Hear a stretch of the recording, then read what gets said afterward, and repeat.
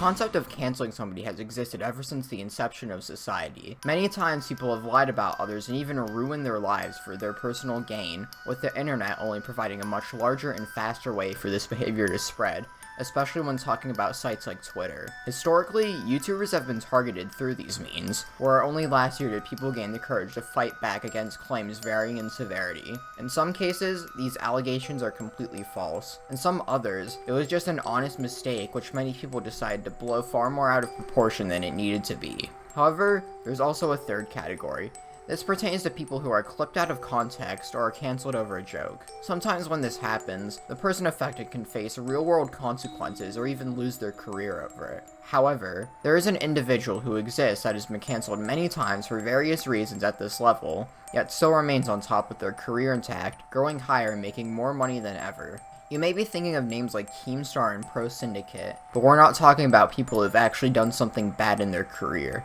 If you've watched my channel before, you already know the name Jschlatt. To those who don't, he is a YouTuber and former streamer who started off by doing essentially what I do today, though would ultimately become more known for his modern gaming content, having not uploaded on his original channel in nearly 2 years in favor of his current format. Almost everyone watching will know him from his recent content, making edgy jokes and getting unreasonably mad at Wii games. While many of the people watching understand that what he does is a joke, there's many others who either don't understand this concept, or some who are even willfully ignorant and want to see him fall from grace. While 2019 didn't provide much controversy, 2020 and beyond would flip this onto its head, with Jschlatt being clipped out of context and cancelled over some edgy jokes and a few memes. The origins of most of the drama starts around December 11th, 2019.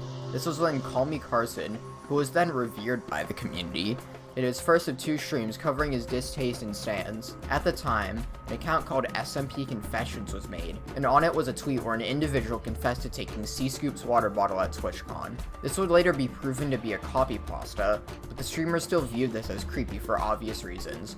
Carson would also call out people shipping creators with each other, as well as set some boundaries in place to hopefully make people stop. While most did, this event would form an underground group of people who would dig through old clips and tweets, frame them out of context, or simply lie, and would attempt to slander the target in hopes of getting them to bow down in some way. May 19th, 2020 would be the day which the group opened fire on their first 3 targets: Cooper, Carson, and Jschlatt. Over time, they would extend their attacks towards more and more people, which would provide varying results based on the person and information received. Most people would give up after a couple of weeks, but a small group of dedicated people kept harassing the creators, which led to Carson putting out a series of tweets on his then public alt before doing his second stream addressing the issues. This stream caused chaos, with many claims of people being doxxed or harassed, as well as stan resentment towards Carson over people he was not responsible for. Over time, the amount of people canceling most creators slowed to a crawl, but this never happened for Jschlatt, with threads still being created today and reaching upwards of likes in the 10,000s. Before we get into the thread I'm going to talk about, I want to explain something which will make you look at almost all of it in a completely different light. The Jschlatt you know today is a complex series of bits and personas performed by a character designed to entertain people. That's right, the man screaming about dick and balls and throwing a baby plush is not real. While it is fake, I have to give credit where it's due. Jschlatt is an amazing actor, and it's sometimes legitimately hard for fans to tell whether or not he is doing a bit, depending on the context of the video, stream, or clip. If you want to see the real Jschlatt, I recommend watching some of the stuff that I'm going to mention later.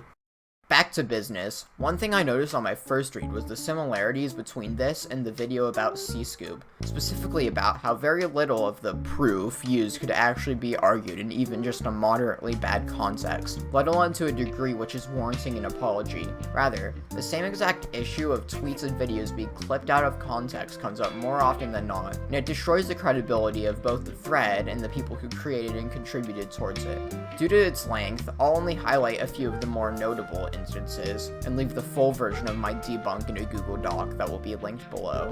Anyways, the first clip is immediately one which is out of context, but the purpose of it is to talk about Jschlatt's usage of a homophobic slur within the video. To place in the context, a donator sent this message. Suck my fat slobbery dick in Discord, Jschlatt. and with it came a very questionable media share, one that could get Jschlatt striked or even banned, which the tweet doesn't include to make it look like Jschlatt used the word unprovoked, when this was not the case at all. Should he still have used it? Probably not, but Jschlatt does have remorse about it, even if he is laughing and not taking it seriously at all. At the time, nobody seemed to be affected by it, but Jschlatt and his audience were also joking in the comment section of the clip. Another thing closely related to this was the fact that he named the girl character D-Yike in the game, but I think this is irrelevant due to the bit behind it clearly being a joke about her appearance, not being meant to insult something which can't have feelings anyways. Next, we move on to the oldest and most common claim, racism. To start, let's address the Hood Twitter interaction, another instance of something being clipped out of context for nefarious purposes. The interaction starts with Korn tweeting to Jschlatt, "Yo," or Jschlatt responds saying, "Shitting, what?" with a picture of himself before also replying with, "Who are you, by the way?" Nick Cassie says that Jschlatt's not part of the Twitter Hood, where Jschlatt tweets before he thinks, making this reply to Nick, "I'm rich and white. Why the fuck do you think I'm on Hood Twitter?" Trippy Perks takes this the wrong way and instigates, stating, "So we are Hood Twitter because we are black." This would cause Jschlatt to delete the tweet and reply saying, "Nah, you're reading too far into it." The Jschlatt explained account would help to clarify Jschlatt's stance, but Jschlatt would admit fault in this situation, saying he was caught in 4K. Though he deleted the questionable tweet and apologized, people would still clip it out of context and use it as another point against Jschlatt when the situation was already resolved. This and many other points show how people try to drag up old and irrelevant drama as some sort of way to take cheap shots, despite the situation already being resolved or the affected party not caring due to the passage of time. The Discord debacle, as I'm labeling it, was very confusing to sort through, especially when considering the debate between which numbers are at the end of Jschlatt's tag, as those are essential to proving the validity of the messages and screenshots. The three combinations I have seen brought up are 7765, 9837, and 7853, which have all been addressed to provide as much context as possible.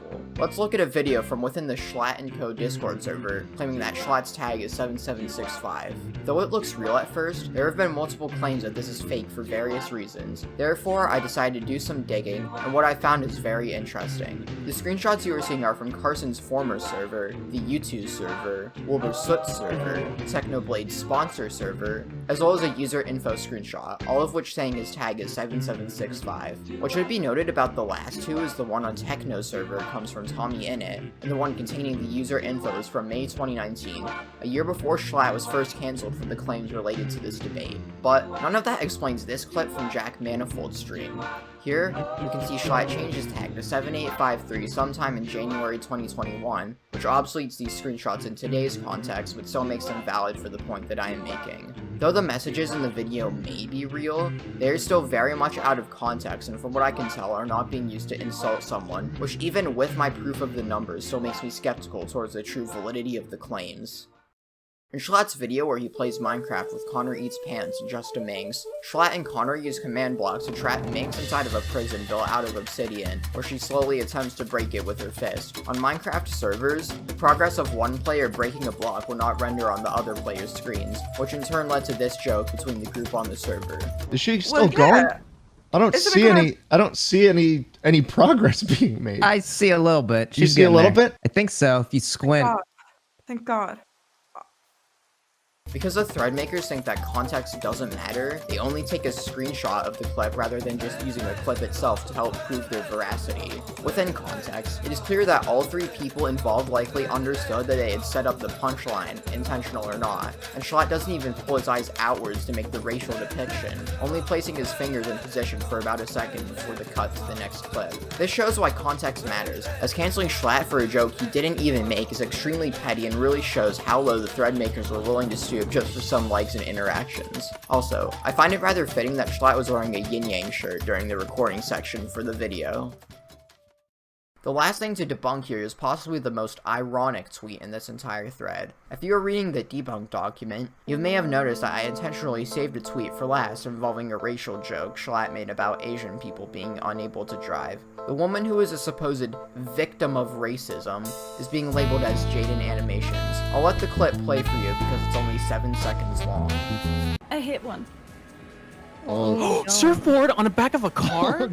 Well, I mean, that's because you're Asian. Now, I'll play a clip from a YouTube video made by Carson, which Jaden was actually featured in. I'm not willing to share either. What is that? Why is everything sticky? Because it's raining. Wait a minute, there's a discrepancy. Let's listen to both clips again. First, the stream clip, then the one from the video. I hit one. Oh, Surfboard on the back of a car?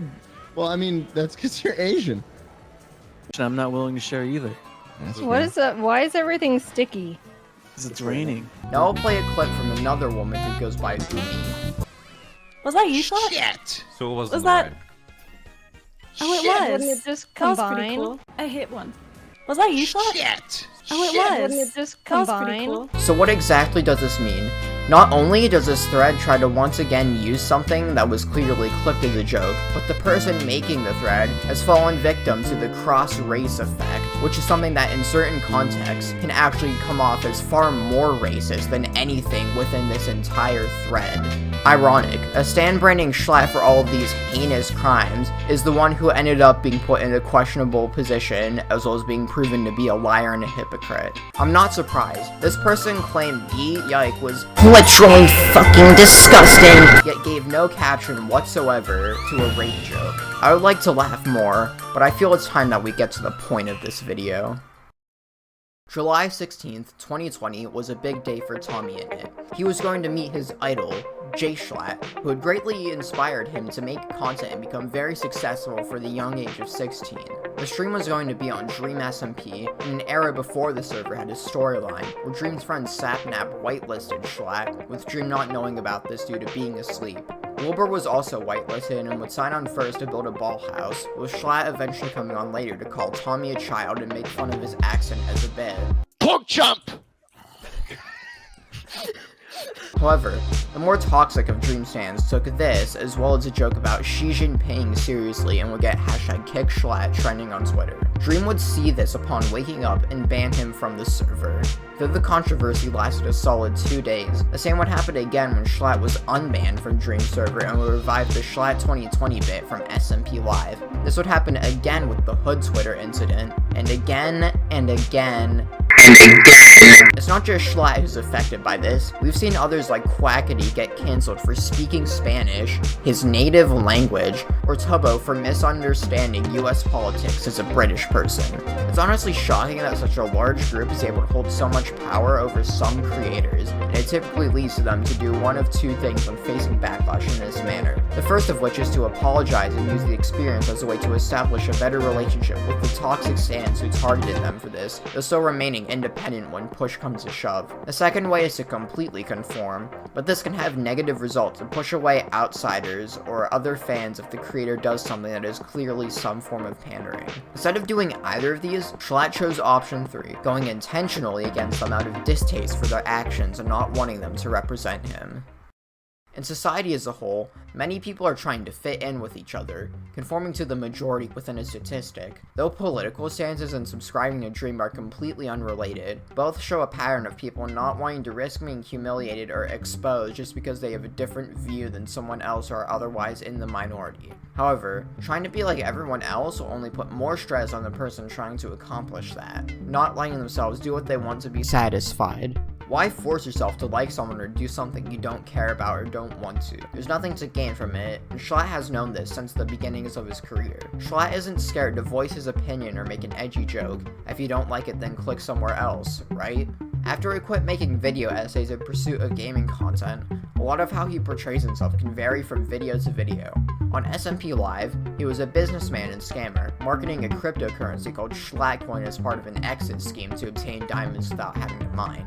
On Lover Host, he has switched from a Catholic suppressing homosexuality to a guy who just roasts women and is ironic about what he does. In his newer videos, he plays a character who slowly goes more and more insane over time. Similar to Filthy Frank, an extremely edgy creator who quit back in 2017, the person behind the character has some sort of disclaimer or way to understand it's a joke, which can be found through navigating the channel page. In Frank's case, this was put in the channel description, something rarely ever used by almost everyone who browses YouTube. Though Jschlatt doesn't have a disclaimer in his About section, he has linked to his other channels in multiple places, which I think is important to understand the man behind the character. Jschlatt has two channels which he is much more serious on, the original Jschlatt channel and the Weekly Slap. The Jschlatt channel was used for making whatever Jschlatt wanted to until he moved channels due to the popularity of SMP Live. The video essays are the most important part, as they fit closest to the advice or life story content uploaded to the Weekly Slap. Both take on a serious undertone and are made for the viewer to feel related towards and put comedy and entertainment as a second priority to do so. Seeing this much more real side of Jschlatt and how it contrasts to the characters he plays on the live channel shows the time and effort required to sell the personas, and how much Jschlatt works to achieve the success he has today. Another important quality to take note of is how Jschlatt is making an effort to help instead of hurt people, as evidenced by the Weekly Slap. The video which stuck out to me most was one titled, "I Think I'm a Bad Person." One of the emails that Jschlatt answers to is about a person who believes that they're a school bully and are trying to stop hurting people to prevent causing irreparable damage to someone. As it turns out, Jschlatt had been in a similar position after transferring schools and becoming a cynical person, making jokes at other people's expense until being told to stop. I went into a new high school. I didn't know anybody in 9th grade, and I had every chance in the world to build myself up into who I wanted to be. And it turns out I took a pretty similar path that you took. I was a very cynical kid. I'd make jokes at other people's expenses a lot of the time. And I didn't even realize I was doing it or the extent I was doing it or how it made other people feel until a year later in 10th grade when, we were just sitting at the lunch table. And I guess I said something, and one of my friends, who I considered one of my better friends at the time, said to me, "I fucking hate you." Jschlatt knew he had fucked up when his friends started to turn against him and decided to try to fix the problem rather than continuing to hurt others. Though you may think this contrasts with my point about him not conforming to people offended by his jokes on YouTube. It's important to understand that the person being talked about on the Weekly Slap was how Jschlatt truly acted in 2013 and 14, versus how modern day Jschlatt only does this through what's pretty obviously a character bit. Jschlatt's goal has always been to entertain people, whether it be through visually pleasing editing or complex humor, which is hilarious once understood. The truth is that Jschlatt hasn't been forced to bow down not because of the points against him being weak or disprovable, but it's because the actual Jschlatt is already known to be someone who would never actually hold the offensive or crazy beliefs that he sometimes portrays within the gaming videos. There are many quotes that could be used to conclude this video, like, "With great power comes great responsibility," or "You either die a hero or you live long enough to see yourself become the villain," both of which have taken on a new meaning with platforms like the one Jschlatt has. With the way he has built himself up, I would be absolutely shocked to see the name Jschlatt be ruined at some point in the future. But as of right now, this is not the case. To prevent himself from being affected by cancel culture, Jschlatt understood one thing, and it's that actions will always speak louder than words. There's so much better things you can be doing with your time that will set you up for success. And, just being on Twitter isn't one of them, man.